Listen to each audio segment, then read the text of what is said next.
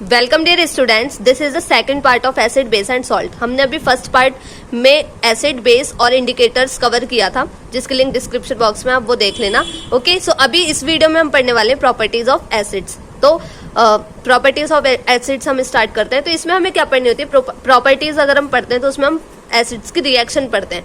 ठीक है, तो एसिड किसके साथ रिएक्शन करता है? तो मेटल ऑक्साइड के साथ जब एसिड रिएक्शन करते हैं तो क्या है, सबसे पहली बात, जो मेटल ऑक्साइड है वो कौन से मेटल्स का है? Active metal. एक्टिव मेटल कौन से होते हैं? उनके लिंक डिस्क्रिप्शन बॉक्स में, और वो मैंने फर्स्ट चैप्टर में भी बताया, केमिकल रिएक्शन एंड इक्वेशन में।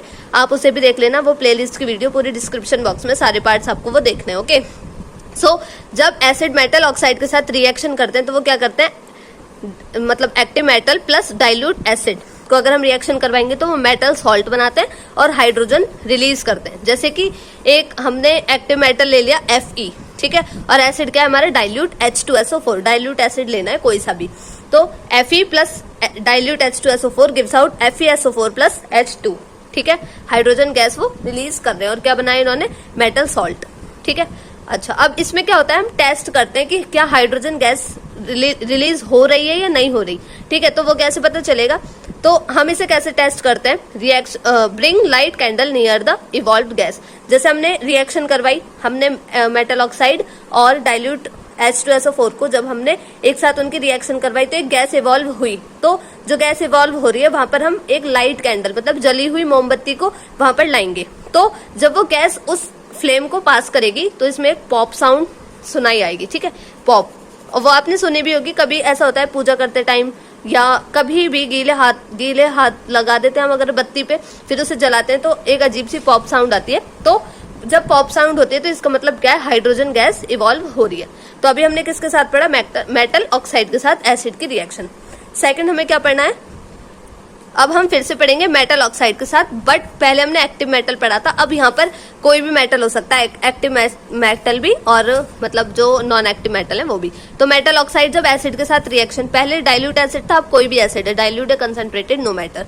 सो अब हम क्या कर रहे हैं? Metal oxide plus acid gives out salt and water. Salt and water, इस बार हाइड्रोजन गैस इवॉल्व नहीं होगी, इस बार सॉल्ट और वाटर बन रहे हैं। ठीक है, तो जैसे CaO, हमने एक मेटल ऑक्साइड ले लिया CaO प्लस 2HCl।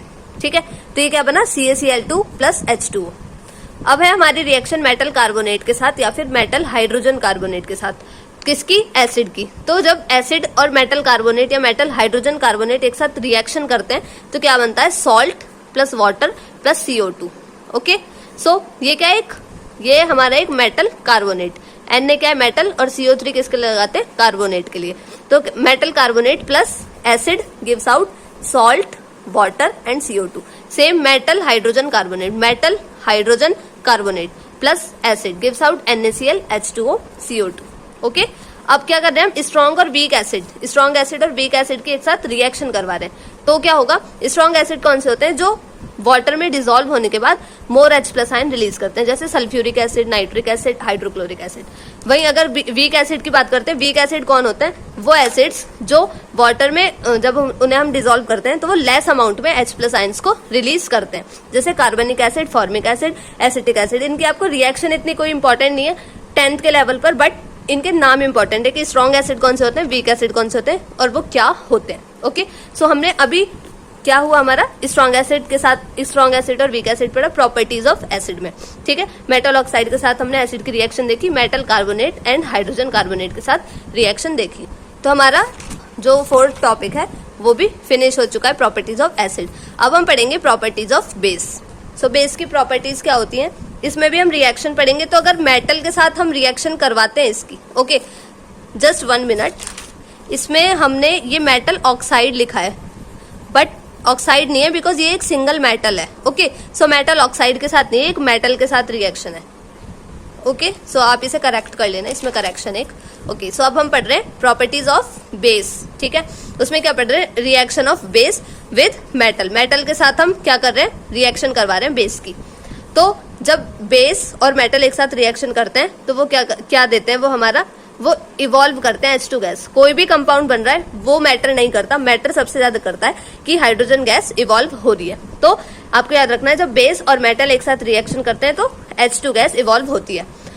अच्छा, अब नॉन मेटालिक ऑक्साइड के साथ अगर बेस की रिएक्शन करवाएंगे तो वो क्या फॉर्म करेंगे, वो सॉल्ट और वाटर फॉर्म करेंगे। ओके, सो ये क्या है, ये क्या है, एक हमारा NaOH क्या है, हमारा बेस, और ये CO2। ठीक है, जब इनकी रिएक्शन हो रही है तो एक सॉल्ट बन रहा है और H2O रिलीज हो रहा है।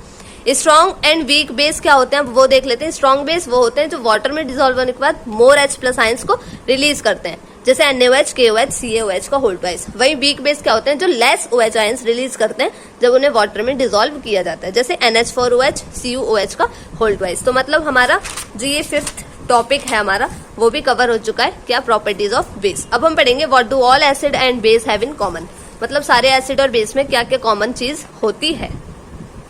तो इसके लिए मैं सेपरेट वीडियो बना दूंगी, आप उस वीडियो में से देख लेना। ठीक है, तो हमने इस वीडियो में क्या पढ़ा, properties of acid and base. ठीक है, तो यहाँ पर ये करेक्शन कर लेना कि ये मेटल के साथ है। फिर हमारा है हाइड्रोजन गैस के जो टेस्ट है वो बहुत इंपॉर्टेंट होता है, आपको ये अच्छे से याद रखना है कि क्या था इसमें। फिर मेटल ऑक्साइड के साथ हमने एसिड की रिएक्शन पढ़ी, then metal carbonate, hydrogen carbonate, और स्ट्रॉन्ग एसिड और स्ट्रॉन्ग बेस, और weak acid and weak base हमने पढ़ा, और बेस की मेटल के साथ और नॉन मेटेलिक ऑक्साइड के साथ रिएक्शन पढ़ी। आई होप आपको ये समझ आएगा। Please do like, share and subscribe. Thank you, have a nice day.